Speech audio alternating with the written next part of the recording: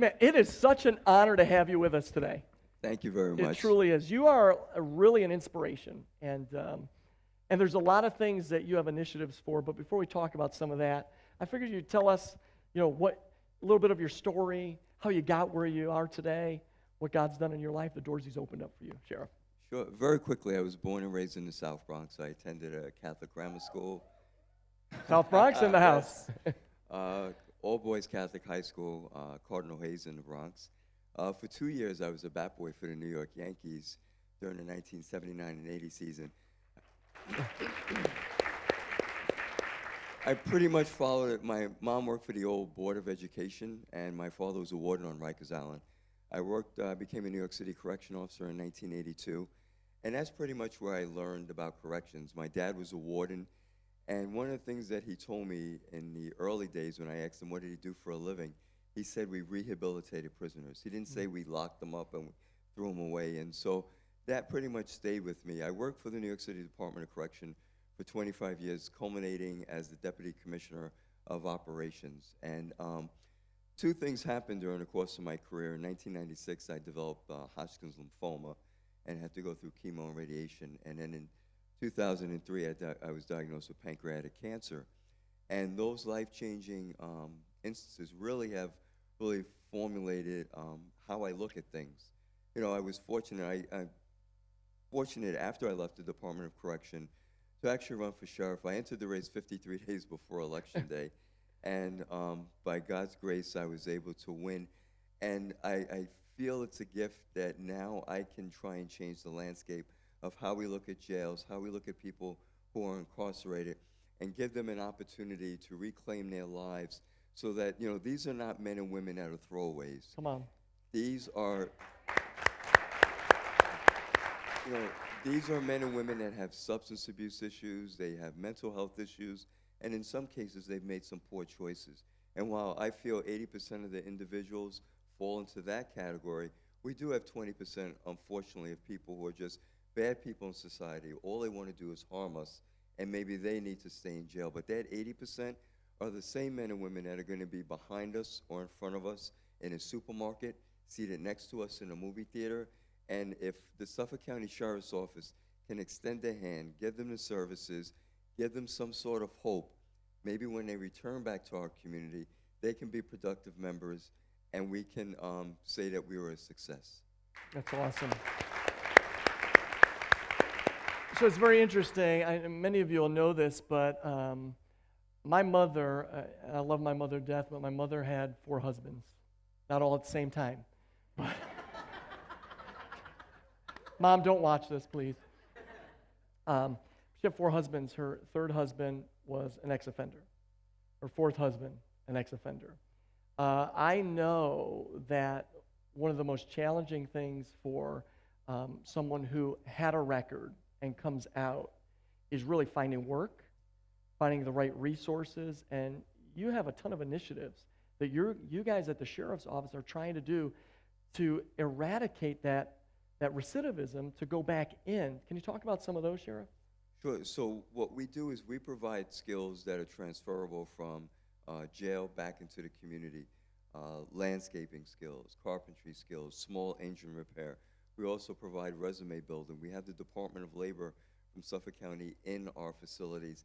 And we're constantly communicating with the Labor Department to see what jobs are the most, those that employers most want, so that we can try and provide those skills for those that are incarcerated.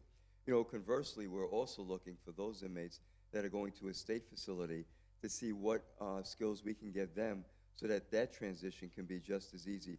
But those members that are going to be returning back to our community, because the average stay in a Suffolk County jail is about 63 days, we want to make sure that there's something that we can give. And unfortunately, because of that 63-day transition, maybe sometimes we don't have enough time to work with them. So what we're currently doing is building a unit that will, if you're formerly incarcerated, you can contact us. So the help doesn't stop the minute you leave our custody. You can reach out to us, and we will be that conduit to get you to housing, employment, labor. Yeah. We really want to make sure that we can really continue to help those that were formerly incarcerated. Yeah, it's awesome. And we, as Christians in the church, we understand forgiveness and redemption more than many because we've been forgiven. And God has given us so much grace. And it's so refreshing to hear a top cop, an officer, a sheriff talk language like you're talking. It's not just about sentencing, it's about future. It's post their sentence, post their prison life, that there's still more that God has in store for them. And you're just not leaving, hey, we're just going to do your time and then you're gone. It literally is, hey, we want to prepare you to be a citizen that can still contribute and give back. One of the initiatives, I don't know if it got passed or not, was the black box, right? Removing that question, have you ever been convicted of a felony? One of the most challenging things that we found is conversations with people in our church that have a record is finding a job because they answer honestly instead of lying like some people would. They answer honestly and they can't get hired. They can't find a job. And so I personally believe that when someone does their time, it should be forgiven and grace should be extended. The Bible teaches us that forgiveness means remembering no more what was done in the past. And so there's got to be a place where we as a church also start saying it's not just about cheering on our local sheriff's department. It's also about us that have opportunities for employment, to hire people that are coming out of the system, to break that cycle of back and forth, because if we can't get it right in the church who understands grace and forgiveness, I don't know where they're going to get it right. And so you talked a lot about, I don't know if it was you or one of the undersheriffs at our first meeting. Well, actually, let me ask you this. What was your desire for the interfaith pastors' council or clergy council? That came out of, where? We were looking to see how, I look at a three-prong approach when we look at corrections. One is our children. Our children are our most important resource. And so just to start the conversation, I've been in 1 to 2 schools per week talking to students about bullying, vaping, opioids, and gangs, depending on the area that I'm in and what's the most prevalent topic. So then 2, we look at the incarcerated population. What can we do to assist those that are incarcerated? And then the third thing that we were thinking about with the interfaith community was how do we help the men and women that come and visit inmates, the families, where's their support? And so when we were thinking about the interfaith community, that's where we feel, we can really partner. And, I should have started by thanking you because, from the first time I met you, you could see the energy that he has here is the same energy he has, the pastor has in our meetings. And it's something, that's why I really wanted to be here today because, you've been such a vital part since you and I have met. And I'm really looking not only to grow our partnership, but really work with the families of those who are incarcerated, because who's supporting the wife or the mother who has children and their husband's incarcerated, or they don't know what services to assist them with when they leave our custody. So, I feel it's very important from a three-prong approach to attack the criminal justice system in that way. That's awesome. So awesome. And I know one of the things that was brought about at our last meeting was the major issues that Long Island's facing. I think human trafficking was number one, and the other ones were what? Gangs. Gangs. So human trafficking and gangs. And the opioid crisis. And the opioid would be third, right? Was that correct? So think about that. Long Island, where everyone seems to have everything, but yet we've lost a moral compass. That human trafficking, we ought to say, hell no to human trafficking. I'm just saying. And so we've been fortunate to partner with, oh my gosh, I'm totally going to get in trouble for my wife for that, right? Is that all right? I'm okay. She gave me okay. All right, good. And so we partner with several organizations for the human, but none locally. And so we've got to figure out how we can solve the problem, not in Vegas, which we partner with somebody on, but we got to solve it here on Long Island and some of the other issues. And we've been affected by some of those other challenges, personally as a church. One of the things that I did when I first took office was because of the gang issue, I went, El Salvador, to learn more about MS-13. And then I went to Los Angeles because I learned, MS-13, the Bloods and the Crips all started in Los Angeles, has migrated to the East Coast here in New York. Suffolk County is the third largest populace of MS-13 from LA, the DMV corridor, which is DC, Maryland, and Virginia, and then Suffolk County. But when talking, I had a meeting with our federal authorities, and I learned that human trafficking was a bigger issue to them than actually the gangs. And so the Suffolk County Sheriff's Office is one of the first correctional agencies to have a human trafficking unit inside the jail. And so we have female staff that are working with every female that comes into our custody. They are interviewing them, and sometimes they're under the influence of some sort of substance. So by the 6th, 7th, 8th day, when that substance has been removed, hopefully, from their body, they can start to gather information and learn more about them. I'm sorry, I need some water. No. Long day yesterday. Thank you. So they interview the females, and now we're learning who, some don't even realize that they've been part of human trafficking, and then others, we've been able to identify the traffickers so that we can go out and arrest them. And then more importantly, we've partnered with ECLI and New Hour to assist these women to hopefully reclaim their lives, empower them to leave this type of lifestyle, and get them the services when they leave to be successful. I think one of the things that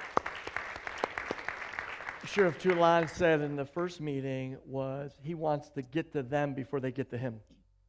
And so can we talk for a few minutes? Last question, because I know you got time schedule and you're with us, but I also want to respect you. The school to prison pipeline. What is the Suffolk County Sheriff's Department doing to block that pipeline? So one of the things that we learn is that adverse childhood experiences are the things that are occurring with young men and women, and we do not know what is going on in any young person's life. And so when schools have zero tolerance policies where student A may commit an offense and student B may commit the same offense, is it an expulsion, a suspension? Is that really necessary? What is going on in that child's life? And so what we've done was we've partnered with the Sandy Hook Promise Foundation, and that foundation, of course, was formed by parents who lost their children in that tragic shooting in Newtown, Connecticut. And one of the things that we've been able to do, we've trained over 9,000 children in Suffolk County to say something to a trusted adult if they should see something.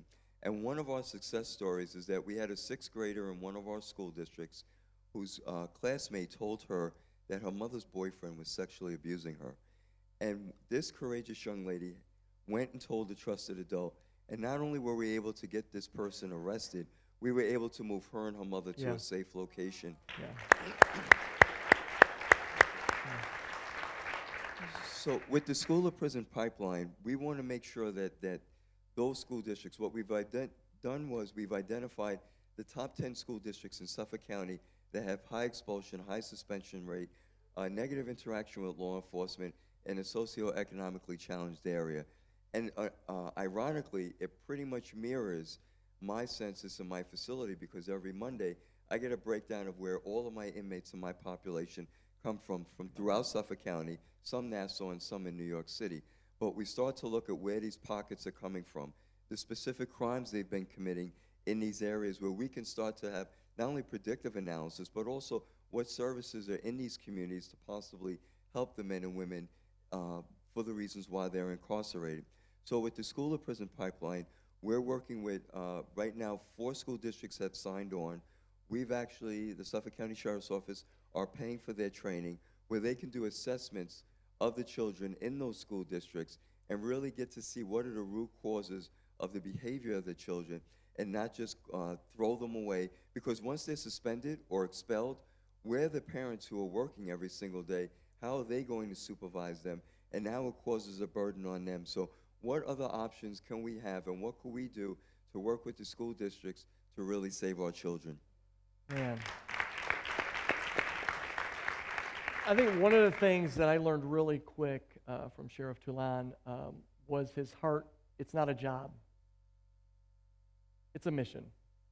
And he's on mission. And I know in the environment we sometimes find ourselves in our culture today, we look down on officers.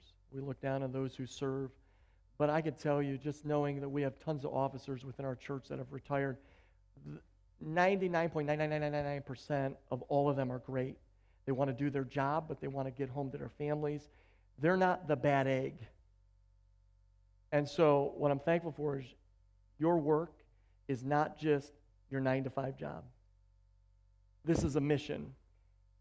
And I think we as churches, as a church, should be supportive of such a noble mission that law enforcement is saying, hey, we want to make a difference in our schools. Because isn't that something that we talk about too?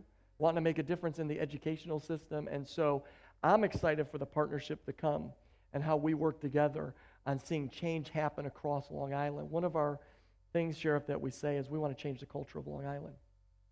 And those 3 issues should be part of our mission. Human trafficking, we ought to try and change that culture. Gangs, the opioid epidemic, we ought to try and change it. So what we do is should not just be inspirational on a Sunday for spiritual matters. The spiritual matters ought to affect the everyday life. And so our prayer is literally for you and your department, that God would just protect you guys, that God would use you guys, and that the partnerships and the dreams that God has put within your heart for your mission, that you'd see it all come to pass. That's our prayer for you.